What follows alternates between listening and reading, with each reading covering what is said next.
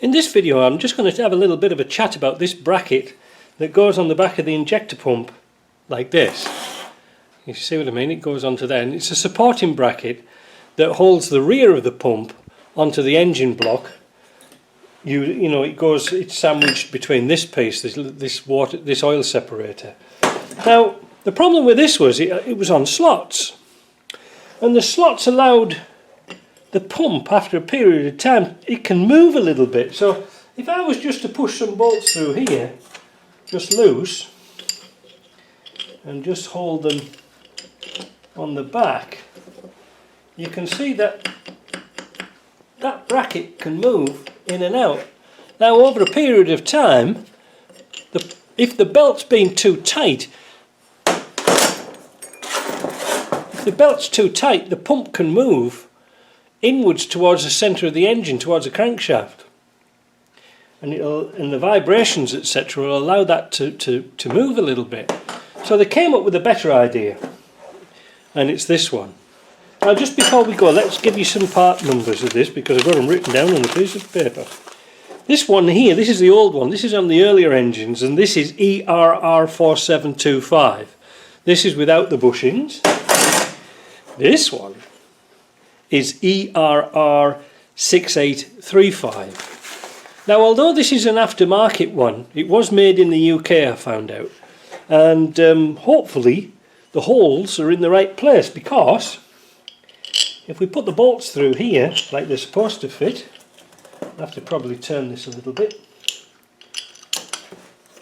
there is very little room for movement on that bracket, you see. And these bushes here, these are what's called a split bush, so these are allowed to move in and out to pull the pump, so the pump can go in and out this way but not tip this way.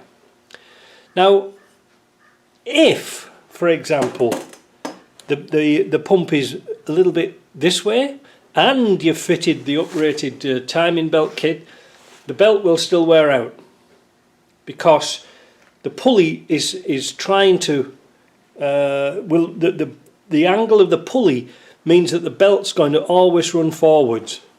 So you need this parallel, you know, you need that parallel to your engine, not at an angle. Now hopefully this should correct the problem. It's worth a try. They're not cheap, they're about £25 I think, and I was thinking about, well, I could modify one, but if you don't have one to start off with, well, it's going to be a very difficult prospect, because you don't know where the centre of the holes are. You don't know where they should be. Should they be this side, or should they be that side? Should they be in the middle? I suppose I could actually measure those off and mess about and make my own, but sometimes you don't want to play around with these things.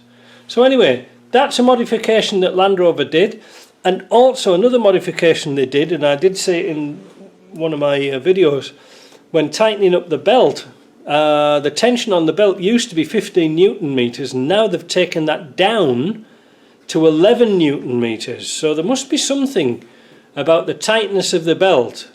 And also I've noticed, wait a minute, let me grab one here, this front cover, this cover that we're talking about, and sort of this is where the pump fastens on, and this is where your timing belt whizzes round and round. Well, actually this is the oil pump, believe it or not this bit, this is for the air conditioning. And you can tell it's an oil pump because it's written Holborn up here, like it used to be Holborn Eaton, and this is the oil pump. We're going to strip this down in another video, but if this bracket here, if this support here is bent in any way, then you have to get a new complete unit, and they're not cheap. So just watch out for that. It's worth trying this bracket first to make sure that the pump is pulled back round again. So I hope that's going to make your Land Rover better. It's worth a try, because if you get a busted belt, and I've seen quite a few of them now, in this last 6 months I've seen lots and lots of belts go, and they've had the full kit on, they've had everything on it, but there's always been something that's not quite right. So let's make our Land Rovers better and check that bracket out. Alright, we'll talk to you later.